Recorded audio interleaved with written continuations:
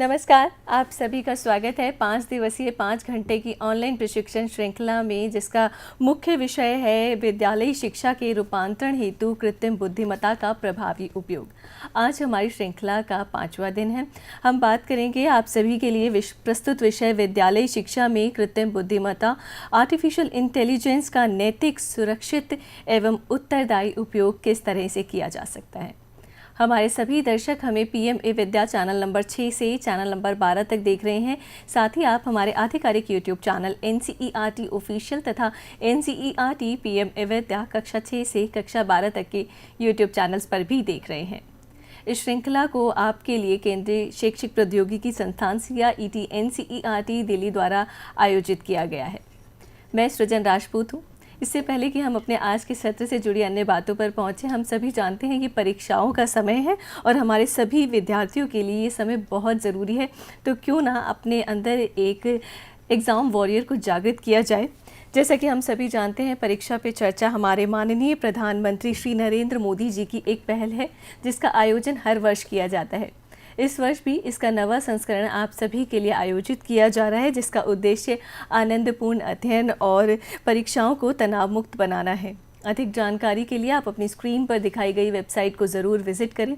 तो आइए हम सभी मिलकर परीक्षा उत्सव को जीवन उत्सव के रूप में मनाते हैं। हमारे आज की श्रृंखला दिन 5 और विषय आप सभी के समक्ष है विद्यालयी शिक्षा में कृत्रिम बुद्धिमत्ता का नैतिक, सुरक्षित एवं उत्तरदायी उपयोग। यदि आपको विषय से संबंधित कोई भी जानकारी चाहिए या किसी प्रश्न पर आप कुछ जानना चाहते हैं या प्रतिक्रिया या आप प्रतिपुष्टि देना चाहते हैं, तो आप ज़रूर हमसे संपर्क कीजिए।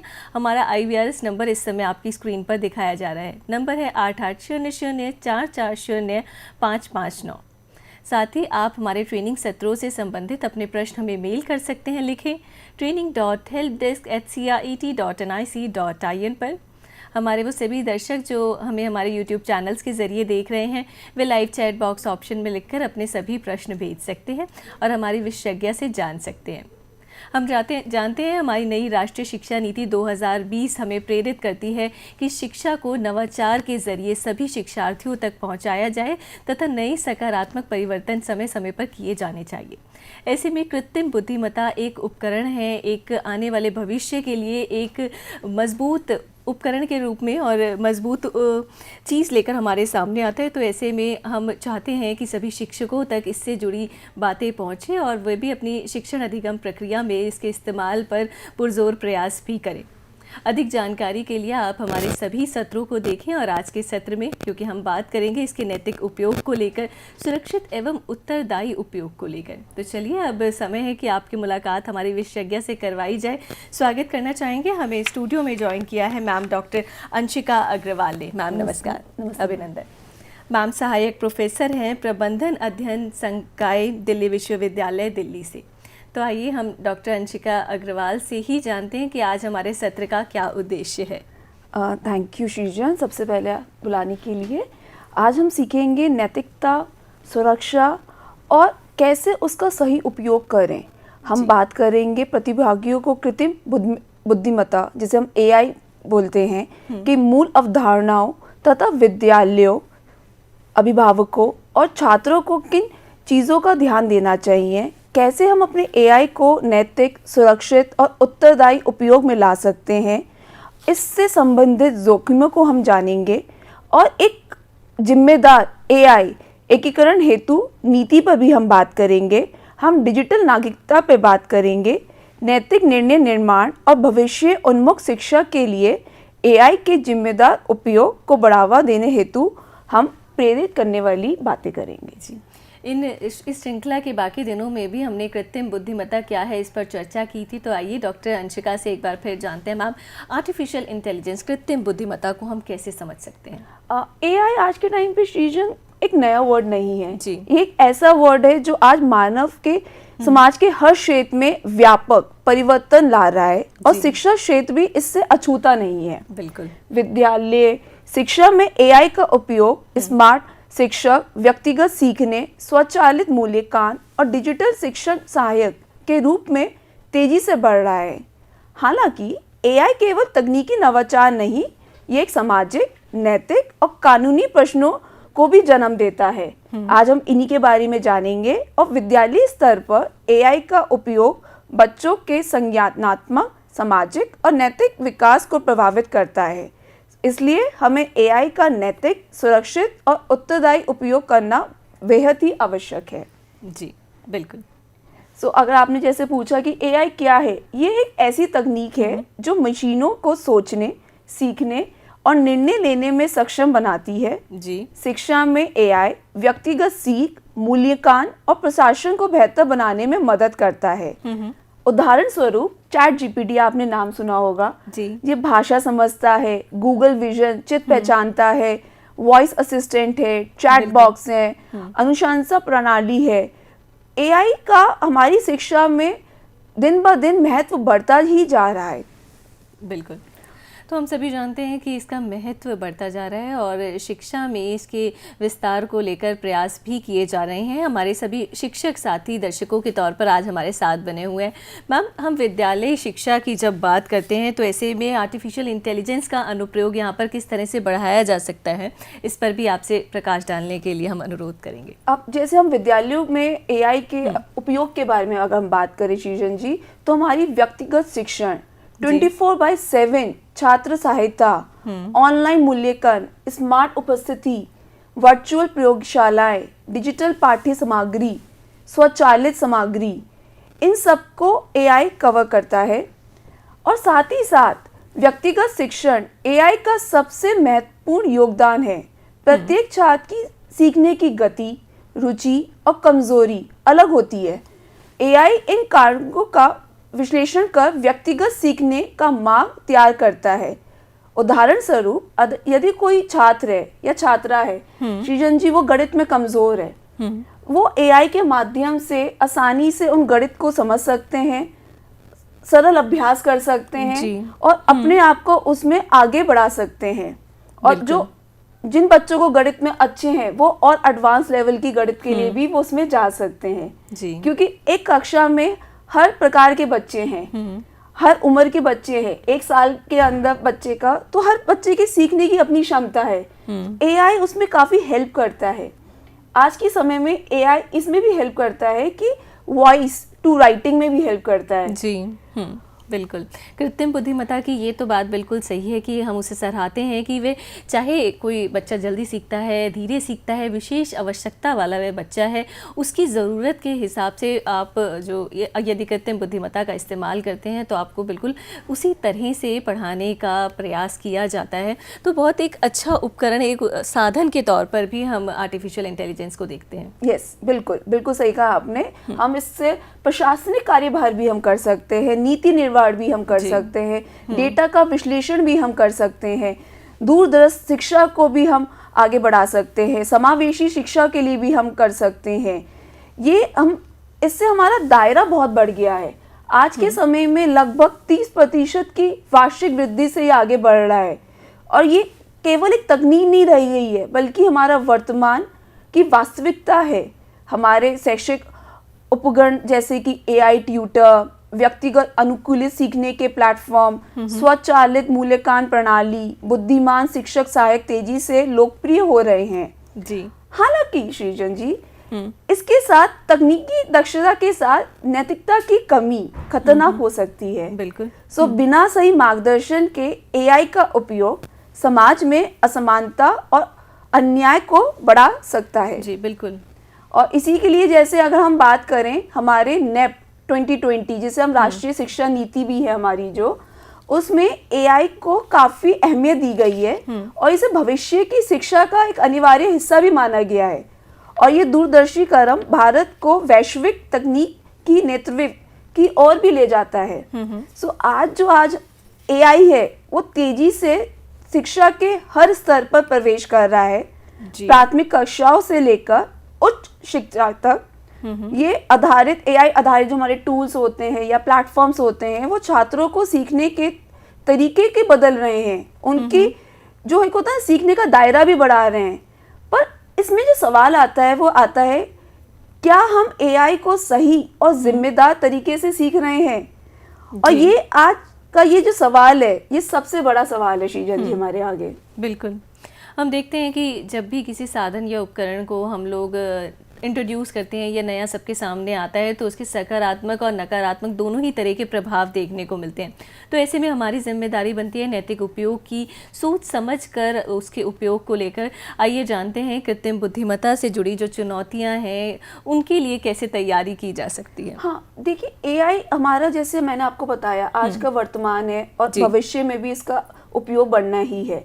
इसके साथ हमारी जोखिम भी आ रहे हैं और चुनौतियां भी बहुत सारी आ रही हैं, जैसे कि डेटा की गोपनीयता का उल्लंघन करना, हमारा एल्गोरिदम पक्षपातिता, साइबर सुरक्षा, अत्यधिक तकनीकी निर्भरता, सामाजिक असमानता, ये सब जो है एआई निर्णय मानव नियंत्रण के बिना लेता है तो सामाजिक असमानता बढ़ सकती है। हमें इन सबको ध्यान में रखना होगा और इसी के साथ हमें आगे बढ़ना होगा। सृजन जी। जी बिल्कुल। एआई के नैतिक और दार्शनिक उपयोग को, जैसे मैम आपने अपनी स्लाइड में भी मेंशन किया है, हम अपने सभी शिक्षकों के लिए, अपने दर्शकों के लिए जानना चाहते हैं कि क्योंकि अपने आप में इसकी नीति, इसके धर्म और इसके सदाचार से जुड़े जितने भी पक्ष हैं सभी ज़रूरी हैं। आप इस पर भी ज़रूर बताएं। बिल्कुल बिल्कुल सृजन जी, जैसे कि हमारा हम नैतिकता की बात करते हैं, इसे एथिक्स भी कहते हैं, और इसका नीति, नियम और नीतियाँ जो नैतिक मार्ग दिखाती हैं, धर्म, शिक्षा में न्याय और कर्तव्य की आधारशिला है, सदाचार जो व्यवहारिक अच्छाई और व्यवहार को स्थिर रखे। सो हमें इन तीनों को साथ में लेके चलना होगा। अब सवाल आता है कि ये ज़रूरी क्यों है? क्योंकि ये बच्चों के भविष्य को प्रभावित करता है। विद्यालयों में एआई बच्चों के भविष्य को प्रभावित तो कर ही रहा है, साथ ही साथ यदि एआई पक्षपातपूर्ण या अपारदर्शी हो तो ये सामाजिक अन्याय को बढ़ा सकता है। इसलिए एआई का विकास और उपयोग नैतिक मूल्यों पर आधारित होना चाहिए। जी, सामाजिक न्याय सुनिश्चित करना, पारदर्शिता बनाए रखना, मानव गरिमा की रक्षा करना, समानता को बढ़ावा देना, ये सब हमारी नैतिक जिम्मेदारियां हैं। और अगर इसमें आपको कहूँ, हमारी जैसे नैतिक समस्या, एल्गोरिदम पक्षपात, एआई सिस्टम में अनजाने से पक्षपात का समावेश है, क्योंकि डिजिटल है कुछ, उसमें दिक्कतें हो सकती हैं। डेटा का शोषण हो सकता है, उस डेटा का अनुचित उपयोग भी किया जा सकता है। पारदर्शिता की कमी हो सकती है कि जो एआई निर्णय ले रहा है वो उसकी प्रक्रिया पूरी तरह से पता भी है या नहीं पता। स्वायत्त निर्णय प्रणाली मानव नियंत्रण के बिना निर्णय लेता है, तो अगर कोई निर्णय गलत लिया गया है तो किसकी जिम्मेदारी होगी? ये एक प्रमुख नैतिक प्रश्न है। उदाहरण स्वरूप अगर मैं आपको कहूँ, यदि कोई एआई मॉडल बनाया गया जिसमें शहरी छात्रों के डेटा से प्रशिक्षित है, तो ये ग्रामीण छात्रों को कम सक्षम मान सकता है और ये बहुत ही गलत होगा। बिल्कुल। तो इससे छात्रवृत्ति प्रवेश और मूल्यांकन में असमानता उत्पन्न हो सकती है। जी। अगर मैं आपको कहूँ नैतिकता के बारे में सृजन जी, तो इसके हमारे 5 मुख्य स्तंभ होते हैं, सिद्धांत जिसे हम कहते हैं। जी। पहला आता है निष्पक्षता, पारदर्शिता, जवाबदेही, गोपनीयता और स्थिरता। निष्पक्षता, एआई सिस्टम सभी के लिए समान अवसर प्रदान करे, किसी भी जाति, लिंग, धर्म या सामाजिक आर्थिक पृष्ठभूमि के आधार पर भेदभाव ना करे। जी। एआई निर्णय प्रक्रिया स्पष्ट और समझने योग्य हो। उपयोगकर्ताओं को पता होना चाहिए कि एआई कैसे काम करता है और निर्णय कैसे लेते हैं। जब एआई गलती करता है तो स्पष्ट जिम्मेदारी होनी चाहिए। डेवलपर्स और संगठन अपने एआई सिस्टम के कार्यों के लिए उत्तरदायी हों। व्यक्तिगत डेटा की सुरक्षा सर्वोच्च प्राथमिकता हो। छात्रों और उपयोगकर्ताओं की निजी जानकारी का सम्मान और संरक्षण करना आवश्यक है। एआई के पर्यावरणीय प्रभाव को कम करना, ऊर्जा कुशल मॉडल और सतत तकनीकी प्रथाओं को अपनाना बेहद ही जरूरी है। बिल्कुल।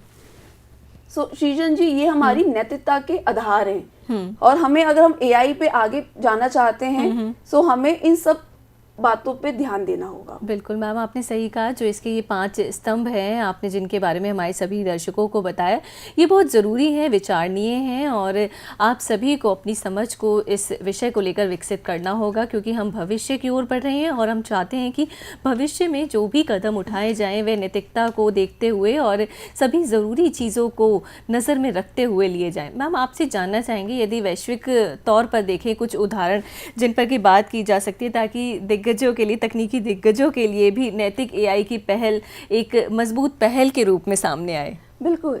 अब एआई सिर्फ भारत में नहीं, वैश्विक स्तर पे चल रहा है और ये इंटरनेशनली बहुत रिकॉग्नाइज भी किया गया है। जैसे हमारे पास कुछ टूल आते हैं, Google AI fairness, Microsoft AI for good, IBM fairness 360। अब जो गूगल एआई फेयरनेस है, ये टूल विकसित किए हैं जो पक्षपात को पहचानने और कम करने में मदद करते हैं। ये उपकरण डेवलपर्स को अधिक समावेशी और न्याय संगत एआई मॉडल बनाने में सहायता करते हैं। माइक्रोसॉफ्ट का एआई फॉर गुड प्रोग्राम दुनिया भर में सामाजिक और पर्यावरणीय चुनौतियों को हल करने के लिए एआई का उपयोग करता है। इसमें शिक्षा, स्वास्थ्य और सतत विकास पर विशेष जोर है। IBM का एआई फेयरनेस 360 एक व्यापक टूलकिट है जो पक्षपात का पता लगाने, मापने और कम करने के लिए 70 से अधिक मैट्रिक्स और 10 एल्गोरिदम प्रदान करता है। आपको मैं एक उदाहरण देती हूँ। अमेरिका में इंटेलिजेंट ट्यूटरिंग सिस्टम से छात्रों के सीखने के पैटर्न के आधार पर पाठ्य सामग्री बदल देते हैं जी। और तो और हमारे यूनेस्को और OECD जैसे अंतर्राष्ट्रीय संस्थाएं शिक्षा में एआई के नैतिक उपयोग के लिए फ्रेमवर्क और गाइडलाइंस जारी कर रही हैं। जी। सो शीजन जी, एआई आज के उस पे शिक्षा प्रणाली को चौथी औद्योगिक क्रांति का प्रमुख घटक माना जा रहा है। सो एआई सिर्फ भारत में नहीं है, ये इंटरनेशनली और वैश्विक स्तर पर बहुत आगे आगे आ रहा है। बिल्कुल मैम, अगला प्रश्न एक और मैं ज़रूरी प्रश्न के तौर पर लेना चाहूँगी। हम कृत्रिम बुद्धिमत्ता की सुरक्षा से जुड़ी जो अवधारणाएं हैं वो भी अपने दर्शकों को बताएं, ताकि हम उनकी इस जानकारी को और पुष्ट और निपुण कर पाएं इस विषय से संबंधित। बिल्कुल। अगर हम सुरक्षा की बात करें, जिसे हम सेफ्टी भी कहते हैं, तो हम बात करेंगे तकनीकी सुरक्षा, साइबर सुरक्षा, डेटा सुरक्षा, डिजिटल सुरक्षा, हैकिंग ना हो, हमारा जो डेटा है चाहे वो छात्रों का हो, अभिभावकों का हो, अध्यापिकाओं का हो, विद्यालयों का हो, वो गोपनीय रखा जाए, उसका संरक्षण किया जाए। छात्र जो एआई यूज़ कर रहे हैं उनकी ऑनलाइन सुरक्षा हो, सिस्टम की विश्वसनीयता और स्थिरता रहे। डिजिटल सुरक्षा एक प्रमुख विषय नीति के तहत होना चाहिए। अगर हम जैसे विद्यालयों में एआई सुरक्षा के जोखिमों की बात करेंगे तो हैकिंग और डेटा चोरी, छात्र जानकारी की चोरी, साइबर बुलिंग, ऑनलाइन उत्पीड़न और धमकी, डीफेक, नकली वीडियो और छवियां, गलत सूचना, भ्रामक और झूठी जानकारी, इन सब से हमें सुरक्षा करनी है जी। क्योंकि ऐसे कुछ भी होगा तो विद्यालयों की जो सुरक्षा प्रणाली है वो खतरे में आ जाएगी। बिल्कुल। उदाहरण स्वरूप अगर मैं आपको दूं, यदि कोई एआई आधारित परीक्षा प्लेटफॉर्म ही हैक हो जाए तो प्रश्न पत्र लीक हो जाएंगे, अंक बदल सकते हैं, छात्रों का डेटा चोरी हो सकता है। तो इसलिए साइबर सुरक्षा प्रोटोकॉल आवश्यक है। और अगर मैं बात करूं कि इसको हम सुरक्षित कैसे बना सकते हैं, तो हमें अपना एक मजबूत डेटा सुरक्षा नीतियां बनानी होंगी, विश्वसनीय और प्रमाणित एआई उपकरणों का प्रयोग करना होगा, छात्रों को डिजिटल साक्षरता प्रशिक्षण देना होगा, नियमित सिस्टम ऑडिट और निगरानी हमें करनी होगी, तभी जाके हम एक सेफ एआई इन्वायरमेंट बना सकते हैं। शीजन जी। जी बिल्कुल। विद्यालय शिक्षा में कृत्रिम बुद्धिमत्ता का नैतिक सुरक्षित उपयोग क्या हो सकता है, इस पर मैम आपने हमें जानकारी दी और साथ ही इसके उत्तरदायी उपयोग को लेकर, उत्तरदायी अवधारणा को लेकर भी आपसे जानकारी चाहेंगे। बिल्कुल। अगर हम इसकी बात करें उत्तरदायित्व के बारे में, तो हम रिस्पॉन्सिबिलिटीज़ के बारे में बात कर रहे हैं। अगर हम रिस्पॉन्सिबिलिटीज़ के बारे में बात कर रहे हैं तो हम बात करेंगे पारदर्शिता और रिकॉर्ड निर्णयों का लेखा जोखा रखना, एआई सहायक प्रणाली, निर्णय में सहायता प्रदान, जवाबदेही प्रवाह, एआई से मानव तक उत्तरदायित्व, मानव नियंत्रण, अंतिम निर्णय और समीक्षा। जी। समीक्षा, एआई का उत्तरदायित्वपूर्ण उपयोग ये सुनिश्चित करता है कि मानव नियंत्रण बना रहे और एआई के निर्णयों के लिए जवाबदेही तय हो। विद्यालयों में एआई को मानव सहायता प्रणाली के रूप में उपयोग करना चाहिए, ना कि पूर्ण स्वतः प्रणाली के रूप में। हमें एआई यूज करना है, लाना है, पर ऐसा नहीं कि हम उसमें मानव का कोई वही नहीं कर रहे। जी। उसमें थोड़ा सा बच्चे के साथ इन्वॉल्वमेंट होनी चाहिए। बिल्कुल। अब इसमें ना हमारी शिक्षक की भूमिका भी बहुत अहम हो जाती है। अगर मैं आपको बात करूं, जैसे कि कोई शिक्षक है तो एआई के नैतिक और सुरक्षित उपयोग में केंद्रीय भूमिका निभाते हैं। जैसे कि शिक्षक केवल ज्ञान ही नहीं देते, बल्कि वो आज के डिजिटल युग में नैतिक मार्गदर्शक भी होते हैं। उन्हें एआई को शिक्षण सहायक के रूप में अपनाना चाहिए, लेकिन आलोचनात्मक सोच और मानवीय मूल्यों को प्राथमिकता देनी चाहिए। शिक्षकों को छात्रों को ये जरूर समझाना चाहिए कि एआई उत्तर तो प्रदान कर सकता है, लेकिन सत्य है, नैतिक है और किस संदर्भ का मूल्यांकन है वो विवेक द्वारा किया जाना चाहिए। जी। उदाहरण के स्वरूप सृजन जी, यदि कोई छात्र है वो एआई से निबंध लिखता है और आप यकीन मानिए आप बहुत अच्छे निबंध लिख सकते हैं आज के समय में एआई से, पर निबंध का फिर वो एसेंस लॉस्ट हो जाएगा ना कि बच्चे ने अगर कुछ सोचा ही नहीं, समझा ही नहीं और वो सिर्फ एआई से कॉपी करके ले आया, तो बच्चे की नॉलेज तो बढ़ी नहीं। बिल्कुल। निबंध भी बहुत अच्छा लिख कर आ गया, वो सारे उनसे भी फ्री होगा, एरर से भी फ्री होगा, ग्रामर भी बहुत अच्छी होगी, तो लेकिन जब उसने एक बार पढ़ा ही नहीं तो उसकी अपनी नॉलेज तो डेवलप नहीं हुई। अपनी नॉलेज डेवलप नहीं हुई, और अगर हमारी आज की पीढ़ी अपनी नॉलेज डेवलप नहीं करेगी तो भविष्य में क्या ही होगा। जी बिल्कुल। तो यानी एक अगर बात करें हम एआई उपकरण या साधन के तौर पर विकसित करने की, तो मानव भूमिका यहाँ पर एक अहम हिस्सा अभी भी है और ये बनी भी रहनी चाहिए, क्योंकि अंतिम मूल्यांकन आप ही को स्वयं करना होगा। बिल्कुल बिल्कुल। और विश्लेषण करना बहुत जरूरी है। आप ठीक है, आप एआई है, आप उसको इस्तेमाल करिए, उसका प्रयोग करिए, पर उसके मास्टर बनिए, उसके स्लेव मत बनिए। सही कहा मैम आपने, स्मार्ट यूज। हाँ बिल्कुल। तो अगर मैं जैसे अभी हमने शिक्षकों की भूमिका के बारे में बात करी, अब हम बात करते हैं छात्रों की भूमिका के बारे में। आज के समय में हमें अपने छात्रों को डिजिटल नागरिक बनाना है। श्रीजन जी, आज के समय में एक छोटा बच्चा वो कुछ करे ना करे, उनको आज के समय में फोन चलाना आता है जी। वो अपने यूट्यूब पे वीडियोस देखना आते हैं, अपने कार्टून निकाल के देख लेते हैं, पेंटिंग कर लेते हैं, उनको पता है फोन में कौन कौन सी एप्स होती हैं। तो ये जो आज के छोटे से बच्चे जो 2-3 साल के हैं, वो इतने कारगर हैं, उनको अपना इतना अच्छे से डिजिटल मीडिया के बारे में यूज करना आ रहा है, पर उनके साथ अभी खतरा भी तो समझिए, उनका एक्सपोजर भी उतना बढ़ रहा है। उनके लिए हमें उनको सही और गलत बताना पड़ेगा जी। आपने देखा होगा कई अभिभावक जो होते हैं वो बच्चे को सिखाते हैं आप ये नहीं दे सकते, आपको रील्स नहीं देखनी जी, आप कोई अपने कार्टून की या कोई एनिमेटेड अपनी बच्चों वाली मूवीज देखो जी। सही कहा आपने। तो हमें बच्चों को भी सिखाना होगा और मॉनिटर भी करना होगा कि बच्चे एआई के थ्रू क्या सीख रहे हैं, किस चीज के लिए उसका प्रयोग कर रहे हैं, कौन से ज्ञान की प्राप्ति कर रहे हैं। आलोचनात्मक सोच रखनी होगी हमें कि उसका जो आउटपुट है उसका विश्लेषण और मूल्यांकन होना चाहिए। डिजिटल नैतिकता जरूर होनी चाहिए जी। साइबर सुरक्षा, डेटा गोपनीयता का ज्ञान, ये सब जो फैक्टर्स हैं ये बहुत ही जरूरी हैं। उदाहरण स्वरूप आज के समय में बच्चे क्या करते हैं, छात्र टीचर ने असाइनमेंट दिया या होमवर्क दिया, बच्चे ऑनलाइन जाते हैं, एआई पे जाते हैं और एज इट इज उतार के ले आते हैं जी। पर उनसे पूछो कोई सवाल तो उनको नहीं पता होता। बच्चों को एआई को कुछ सीखने के लिए इस्तेमाल करना चाहिए। अगर आपने कुछ एआई से जनरेट भी किया है तो आप उसको समझिए कि उसमें क्या है, चेक करिए कि उसमें जो डेटा आया है वो सही भी है, क्या वो मेरा पर्पस सॉल्व भी कर रहा है, क्या मेरी नॉलेज में उससे आगे बढ़ोतरी हो रही है या नहीं हो रही। सो हमें एआई के उपयोग को समझकर आगे बढ़ना होगा।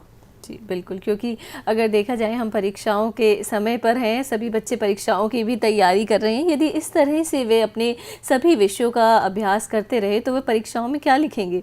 इसलिए जब भी आप कृत्रिम बुद्धिमत्ता के इस्तेमाल से कोई उत्तर लिखते हैं तो उसे ज़रूर गहन जांच कीजिए, स्वयं एक बार जांच कीजिए और उस उत्तर को याद कीजिए, उसे किस तरह से आपने प्राप्त किया है या कृत्रिम बुद्धिमत्ता ने उस पर किस तरह से आपको अपनी जाँच के ज़रिए उत्तर दिया है, वो उसको आपको एक बार पुख्ता करने की जरूरत बनती है। बिल्कुल। और जैसे अभी हमने बात करी शिक्षकों की जिम्मेदारियों की, छात्रों की जिम्मेदारियों की, यहाँ पर अभिभावकों की भी भूमिका है।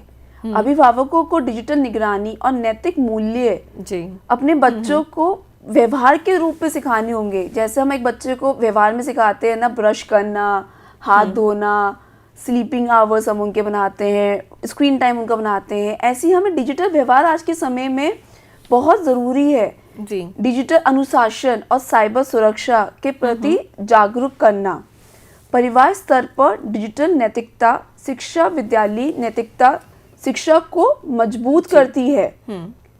अगर हम ऐसी अब बात करें विद्यालय प्रशासन और सरकार की भूमिका की भी, तो जो विद्यालय का प्रशासन है उसमें भी बहुत बड़ा अहम रोल निभाता है।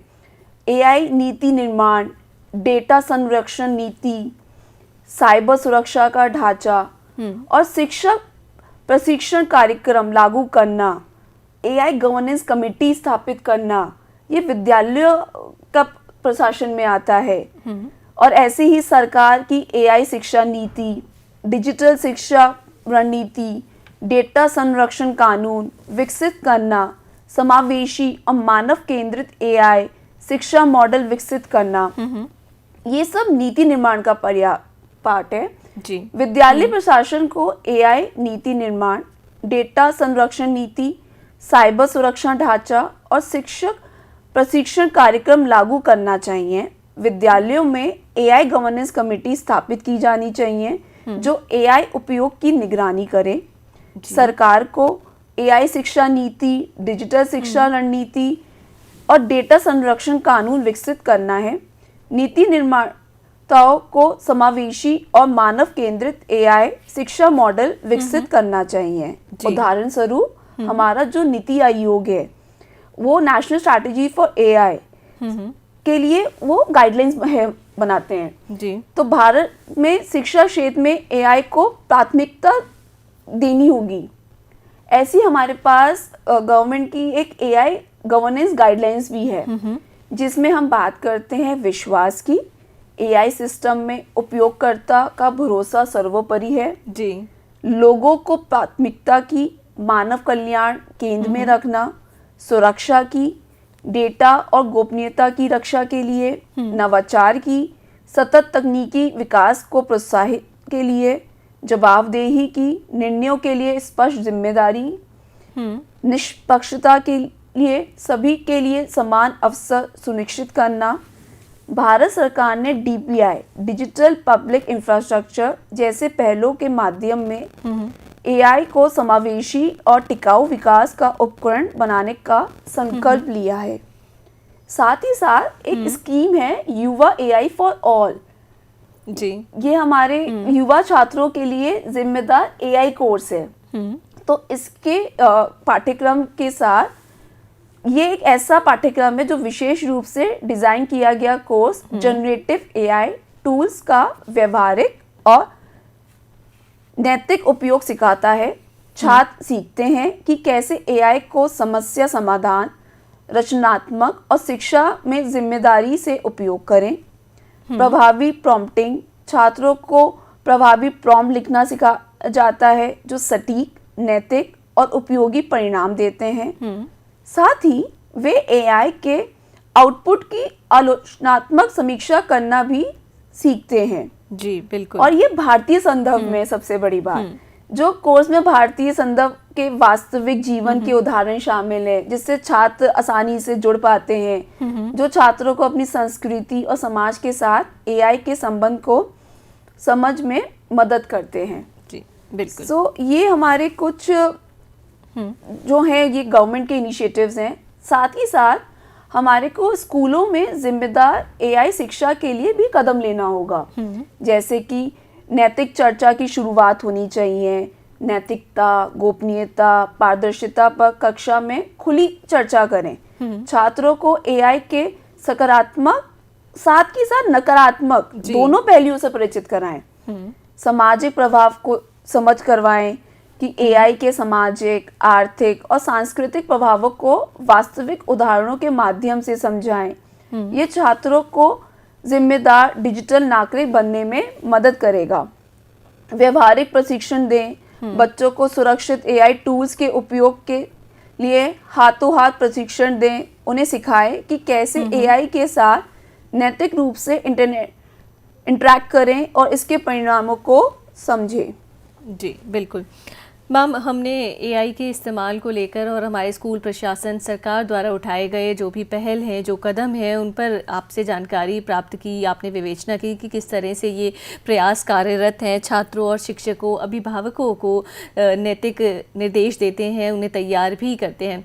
मैम आगे अब हम आपसे जानना चाहेंगे, यदि हम डेटा की बात करते हैं तो हमारा डेटा अपने आप में सिर्फ हमारा होना चाहिए, तो डेटा गोपनीयता को लेकर क्या क्या कदम उठाए गए हैं और उसको संरक्षण देने के लिए भी क्या क्या प्रयास किए जा रहे हैं, किए जाने चाहिए, उन पर भी आप हमारे सभी दर्शकों को बताएं। बिल्कुल। अगर मैं आपको कहूँ सृजन जी, हर समय डेटा जनरेट हो रहा है जी, हर समय कुछ नया डेटा आ रहा है और वो आगे बढ़ाया जा रहा है। तो हमें सबसे पहले अगर हम अपनी डेटा की गोपनीयता को ही नहीं बरकरार रख पाएंगे तो हमारा एआई पे भरोसा ही नहीं हो पाएगा। और जब एआई पे हम भरोसा नहीं कर पाएंगे तो कहीं ना कहीं हम एआई का इस्तेमाल अच्छे से नैतिकता पूर्वक नहीं कर सकते। तो छात्रों का व्यक्तिगत, शैक्षणिक और बायोमेट्रिक डेटा अत्यंत संवेदनशील होता है। डेटा गोपनीयता बच्चों के मौलिक अधिकारों से जुड़ी है। डेटा न्यूनतमीकरण, सहमति आधारित संग्रह और सुरक्षित भंडारण आवश्यक है। जी बिल्कुल। अगर जैसे मैं आपको एक एग्जांपल दूं, विद्यालयों को encryption, multi factor authentication, password नीति और डेटा एक्सेस कंट्रोल लागू करना चाहिए। डेटा उल्लंघन होने पर रिपोर्टिंग और सुधार तंत्र होना चाहिए। शीजन जी, आपने कई बार सुने होंगे हमारे मैसेजेस आते हैं जो बहुत गवर्नमेंट भी फ्लोट करती है, प्राइवेट वही करते हैं कि किसी अननोन लिंक पे क्लिक ना करें जी, किसी भी ऐसे फ्रॉड कॉल्स पे ना जाएं जी, ना डरें, ना घबराएं, अपने पासवर्ड को किसी को ना बताएं। बिल्कुल। तो ये सब हमारा जो नीतियां हैं डेटा को सुरक्षित करने के लिए ही है जी। और बिल्कुल इससे हम अपने डेटा को सुरक्षित करेंगे तो भरोसा बढ़ेगा, भरोसा बढ़ेगा तो इस्तेमाल और सकारात्मक तरीके से हो पाएगा। बिल्कुल जी, यानी हमें जागरूक रहने की आवश्यकता है और पारदर्शिता की बात करें, ट्रांसपेरेंसी की बात करें तो वो भी बनी रहनी चाहिए। फेयरनेस, डिजिटल लीडरशिप, इन सभी मूल्यों पर भी बात करना चाहेंगे। आप हमारे साथ हमारी श्रृंखला के 5वें दिन में हैं, जहां हमारा विषय है विद्यालयी शिक्षा में कृत्रिम बुद्धिमत्ता का नैतिक, सुरक्षित एवं उत्तरदायी उपयोग किस तरह से किया जाना चाहिए। मैम जानना चाहेंगे इसके पारदर्शी, सफल और डिजिटल लीडरशिप के प्रभाव को भी। बिल्कुल बिल्कुल। अगर हम पारदर्शिता की बात करें तो हम बात कर रहे हैं ट्रांसपेरेंसी की और एक्सप्लेनेबल एआई की जी। तो हमारे समझने योग्य निर्णय, एआई निर्णय प्रणाली को समझने योग्य होना चाहिए। शिक्षक और छात्र ये समझ सकें कि एआई कैसे निर्णय ले रहा है। हम कह तो रहे हैं कि पीछे मशीन लर्निंग काम कर रही है, जनरेटिव एआई काम कर रहा है, बट वो कैसे काम कर रहा है जी, कैसे उसमें विश्वास और साथ ही साथ जवाबदेही, सृजन जी जो सबसे बड़ी अहम पार्ट है, हम वो सुनिश्चित कर सकते हैं। बिल्कुल मैम।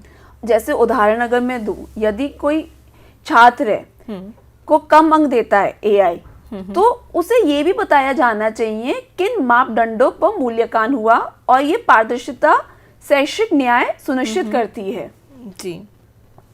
आपने फिर बात करी निष्पक्षता की, फेयरनेस की अगर हम बात कर रहे हैं और सामाजिक न्याय की अगर हम बात कर रहे हैं, तो एआई की जो प्रणाली है वो जाति, लिंग, भाषा, क्षेत्र, विकलांगता और आर्थिक स्थिति के आधार पर भेदभाव नहीं होना चाहिए। निष्पक्ष एआई शिक्षा में समान अवसर प्रदान करता है। फिर हमने बात करेंगे डिजिटल नागरिकता की, डिजिटल सिटीजनशिप की।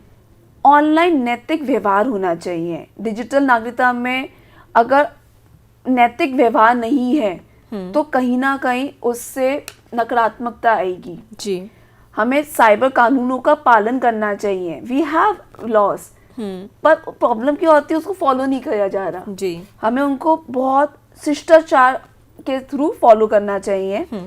हमारे को जिम्मेदार डिजिटल भागीदारी की तरह शामिल होना है और विद्यालयों में डिजिटल नागरिकता शिक्षा आवश्यक है। जी।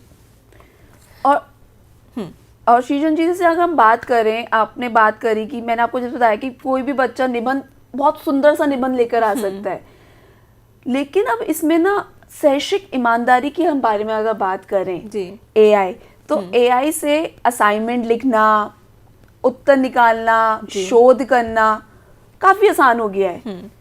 लेकिन मौलिक लेखन, आलोचनात्मक सोच और शोध नैतिकता का विकास अनिवार्य है। एआई आधारित असाइनमेंट लेखन का जोखिम, शैक्षिक ईमानदारी के सिद्धांत, एआई सहायता और धोखाधड़ी में अंतर, जी, शिक्षकों के लिए मूल्यांकन रणनीतियां। अगर मैं आपको उदाहरण दूं, एक टूल होता है टर्निटिन, आपने शायद सुना हो। इससे जो रिसर्च होती है उसके थ्रू क्या किया जाता है, प्लेजरिज्म रिपोर्ट्स निकाली जाती है कि सिमिलैरिटी रिपोर्ट क्या है कि आपने दूसरी, और भी कई सारे टूल हैं, मैं आपको एक टूल का उदाहरण दे रही हूँ टर्निटिन का। उसमें कि आपने जो अपना काम लिखा है, पहले होता था कि सिर्फ कि दूसरी जगहों से तो काम कॉपी नहीं किया गया है, दूसरे जर्नल, दूसरों की बुक्स, दूसरों के पब्लिश काम या कहीं से भी आपने कितना % कॉपी किया है, तो वो सिमिलरिटी आती थी, उसे हम प्लेजरिज्म कहते थे। ठीक है। अब ये टर्निटिन, सृजन जी, उस रिपोर्ट के साथ साथ एक एआई रिपोर्ट भी जनरेट करता है और उस एआई रिपोर्ट में वो बताता है कि आपका कितना काम, कितना प्रतिशत एआई से जनरेटेड है और ये भी बताता है कि क्या क्या पोर्शन आपने एआई से जनरेट किया है। जी। सो आज के समय में जो एआई है उसका बहुत हमें सकारात्मक तरीके से आगे जाना है। हम एआई को इस्तेमाल करें पर उस पर, जैसे मैंने कहा, स्लेव ना बने उसके। बिल्कुल। क्यों? क्योंकि वो डिटेक्ट हो जाएगा और वो रिजेक्ट होगा फिर। सही कहा मैम आपने, यानी मौलिक लेखन किसी भी विषय पर अपनी एक अहम पहचान बनाता है। इसे ज़रूर आप सभी शिक्षक, छात्र और हमारे दर्शक समझे कि एआई की मदद से लिखा गया काम जो है पहचान किया जा सकता है, ये संभव है। तो आप ये ना समझे यदि आपने जो है आर्टिफिशियल इंटेलिजेंस, कृत्रिम बुद्धिमत्ता की सहायता से अपना प्रोजेक्ट कंप्लीट कर लिया तो अब आपको कोई जो है पहचान नहीं पाएगा, पकड़ नहीं पाएगा। तो ये भी संभव है, यानी इस पर भी हमें सभी को जागरूक रहने की आवश्यकता है। विद्यालयों को और संस्थाओं को ही ध्यान देना होगा कि जो बच्चे सबमिट कर रहे हैं उनका एआई जनरेटेड रिपोर्ट्स जनरेट करें, अगर वो जनरेटेड है तो उसको एक्सेप्ट ना करें या उसके लिए कोई एक्शन ले। और ये विद्यालयों, स्कूलों के हाथों में है ये चीज करना। बिल्कुल, ताकि मौलिक लेखन को भी प्रोत्साहन मिल सके। सही कहा मैम आपने। जी। और अगर हम आगे बात करें शिक्षक प्रशिक्षण और क्षमता निर्माण के बारे में, तो हमारी डिजिटल पेडागोजी, साइबर सुरक्षा, एआई साक्षरता और नैतिक एआई उपयोग बहुत ही ज़रूरी हैं। जी। एआई सक्षम शिक्षण विधियां सीखें, डेटा गोपनीयता और सुरक्षा अभ्यास अपनाएं, बुनियादी अवधारणाएं और उपकरण समझें, नैतिक दिशा निर्देश और जिम्मेदारी अपनाएं। बिल्कुल। और हमें जो टीचर्स का प्रोफेशनल डेवलपमेंट प्रोग्राम होता है उसमें हम एआई मॉड्यूल्स को भी शामिल कर सकते हैं। मैम, आगे जानना चाहेंगे स्कूल शिक्षा में कृत्रिम बुद्धिमत्ता से जुड़ी क्या जोखिम है, क्या क्या सावधानियां हैं जो किसी व्यक्ति विशेष को बरतनी चाहिए? बिल्कुल। सबसे पहले तो होता है पक्षपातपूर्ण एल्गोरिदम, गोपनीयता का उल्लंघन और गलत सूचना। जी। और यदि एआई को पक्षपाती डेटा से प्रशिक्षित किया गया है तो ये छात्रों के साथ अनुचित व्यवहार कर सकता है। शिक्षकों को इसके प्रति सतर्क रहना चाहिए। बच्चों की गोपनीयता और डेटा सुरक्षा सर्वोच्च प्राथमिकता होनी चाहिए। माता पिता की सहमति और सुरक्षित डेटा प्रबंधन अनिवार्य है। जी। एआई जनित गलत सूचना और डीफेक तकनीक बच्चों को भ्रमित कर सकती है। उन्हें जानकारी की प्रामाणिकता जांचना सीखना जरूरी है। साइबर सुरक्षा शिक्षा और डिजिटल साक्षरता आज के युग में उतनी ही महत्वपूर्ण है जितनी कि पारंपरिक शिक्षा। सृजन जी, बिल्कुल। अगर हम बात करें एआई के साथ सुरक्षित और समावेशी शिक्षा का भविष्य के लिए, तो स्थानीय भाषाओं में शिक्षा, भारत की भाषाई विविधता को ध्यान में रखते हुए स्थानीय भाषाओं में एआई आधारित शिक्षण सामग्री विकसित करना महत्वपूर्ण है। ये हमारा जो प्रोग्राम है ये भी एक डिफरेंट लैंग्वेजेस में हो रहा है। जी बिल्कुल मैम, आपने सही कहा। इस पूरी श्रृंखला को आप सभी अंग्रेजी संस्करण में भी देख सकते हैं और हिंदी संस्करण के लिए तो आप हमारे साथ जुड़े हुए हैं। बिल्कुल। सो ये भाषा की बाधा को तोड़कर शिक्षा को सभी के लिए सुलभ बनाएगा। डिजिटल विभाजन को कम करना, शहरी और ग्रामीण क्षेत्रों के बीच जो डिजिटल अंतर को है उसको हमें कम करना है। जी। सरकार और निजी क्षेत्र को मिलकर बुनियादी ढांचे में सुधार करना होगा। जी। हमें समान अवसर देने होंगे सभी छात्रों, चाहे उनकी सामाजिक आर्थिक पृष्ठभूमि कुछ भी हो। गुणवत्ताएं एआई शिक्षा तक समान पहुंच मिलनी चाहिए। ये सच्ची समावेशी शिक्षा है। जी। अगर हम भारत में एआई शिक्षा की चुनौतियों के बारे में अगर कहें तो संसाधनों की कमी, कई स्कूलों में बुनियादी डिजिटल अवसंरचना और इंटरनेट कनेक्टिविटी की कमी है। ग्रामीण क्षेत्रों में समस्या और भी गंभीर हो जाती है। सो एआई शिक्षा के लिए पहले ही बुनियादी सुविधाएं उपलब्ध कराना जरूरी है। जी। मानकीकरण की आवश्यकता, नैतिक एआई शिक्षा के लिए राष्ट्रीय स्तर पर मानकीकृत पाठ्यक्रम और दिशा निर्देश विकसित करने की आवश्यकता है। विभिन्न राज्यों और संस्थानों में समान गुणवत्ता सुनिश्चित करना महत्वपूर्ण है। जी। तेज बदलाव की जरूरत है। तकनीक तेजी से बदल रही है, लेकिन नीति और नियम धीमी गति से। शैक्षिक नीतियों को तकनीकी प्रगति के साथ तालमेल बिठाने के लिए अधिक लचीला और प्रतिक्रियाशील होना होगा। सही कहा मैम आपने। जी। अब हम अंतिम अपने चरण पर पहुंचते हैं। सुरक्षित और जिम्मेदार उपयोग के लिए कृत्रिम बुद्धिमत्ता के लिए क्या क्या साझेदारी सभी पक्षों को निभानी होगी, आइए जानते हैं। जी बिल्कुल। शिक्षक, छात्र, अभिभावक और समुदाय सभी को मिलकर एक सुरक्षित और नैतिक एआई पारिस्थितिकी तंत्र बनाना होगा। ये सामूहिक जिम्मेदारी हम सभी की है। समग्र दृष्टिकोण रखना होगा। तकनीकी दक्षता के साथ नैतिक समझ दोनों समान रूप से महत्वपूर्ण है। एआई शिक्षा का लक्ष्य केवल कुशल तकनीशियन नहीं बल्कि जिम्मेदार और नैतिक डिजिटल नागरिक तैयार करना होगा। वैश्विक नेतृत्व है। भारत को एआई के सुरक्षित और न्याय संगत उपयोग में वैश्विक नेतृत्व प्रदान करने का अवसर है। हमारी विविधता और लोकतांत्रिक मूल्य इस क्षेत्र में अद्वितीय योगदान दे सकते हैं। हमें स्कूलों से शुरुआत करनी होगी, जिससे एक जिम्मेदार एआई संस्कृति बनाना होगा। आज के छात्र कल के नेता, नीति निर्माता और तकनीकी विशेषज्ञ हैं।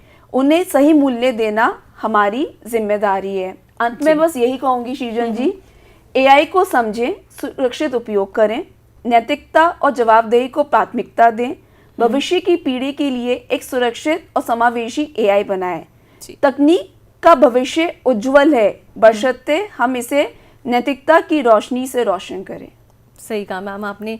जहाँ कृत्रिम बुद्धिमत्ता की बात होती है वहाँ कृत्रिम शब्द जुड़ा है, यानी जो ओरिजिनल है, जो अपने आप में स्पष्ट है, सक्षम है, वो तो वही रहेगा। इस पूरे सत्र में हमारे आज के अंतिम चरण में, अंतिम दिन में हमारे साथ डॉक्टर अंशिका अग्रवाल जुड़ी, जिन्होंने कि अपनी पूरी विवेचना के माध्यम से हमारे आज के विषय को सार्थक किया। धन्यवाद करते हैं डॉक्टर अंशिका अग्रवाल, सहायक प्रोफेसर प्रबंधन अध्ययन संकाय दिल्ली विश्वविद्यालय दिल्ली से। मैम नमस्कार, बहुत बहुत धन्यवाद। Thank you ma'am. हमारी श्रृंखला में जुड़े हमारे सभी दर्शक हमारे साथ 5वें अंतिम दिन तक जुड़े हैं और मैं समझती हूँ कि आपने हमारे इन सभी सत्रों को पूरी जानकारी, पूरा समय दिया। तो अब समय है कि आप हमारे साथ पंजीकृत भी करें और क्विज़ के लिए तैयार हो जाएं। आपको एक वेब ब्राउज़र चुनना होगा और वहाँ जाकर आप टाइप करें www.ciet.ncert.gov.in। इस समय आपके सामने हमारा होम पेज है। यहाँ जाएं और एक्टिविटी सेक्शन चुनें।